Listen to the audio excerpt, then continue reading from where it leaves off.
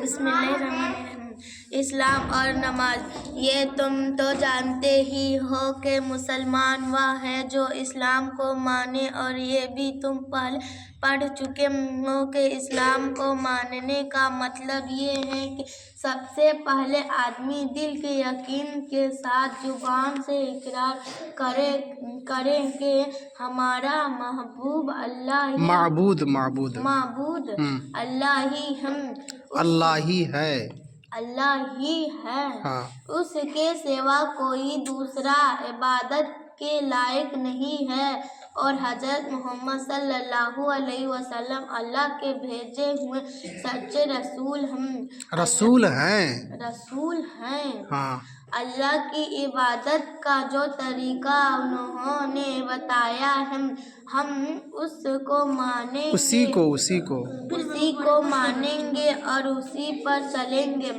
उन दोनों बातों का इकरार करने के बाद इस्लाम की बुनियाद इस बात पर रखी गई है कि आदमी पांचों वक्त की नमाज पढ़े, पाबंदी के साथ पढ़े। जो शख्स दिल से उन दोनों बातों का सच्चा इकरार करेगा, वही पाबंदी के साथ पांचों वक्त की नमाज भी पढ़ेगा। इसी वास्ते अल्लाह के रसूल सल्लल्लाहु अलैहि वसल्लम ने फरमाया है कि अल्लाह के फरमा बरदार और नाफरमा बंदों में फर्क करने वाली चीज यही नमाज है। ये भी है क्या होता है? है साहब से बोलो ना। है बार बोल लिए। है फिर है। हाँ। ये भी फरमाया कि जानबूझ कर नमाज छोड़ देना मुसलमान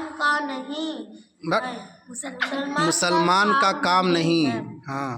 हमारे हजरत ने ये भी फरमाया है कि जब बच्चा की उम्र 7 बरस की हो जाए तो उसको नमाज पढ़ने का हुक्म दिया जाए, और जब बच्चा 10 बरस का हो जाए और कहने सुनने से भी नमाज ना पढ़े, नमाज पढ़ने का ख्याल ना रखे, जानबूझ कर नमाज छोड़ दे तो उसको मार की सजा दे कर नमाज का पाबंद बनाया जाए। हाँ।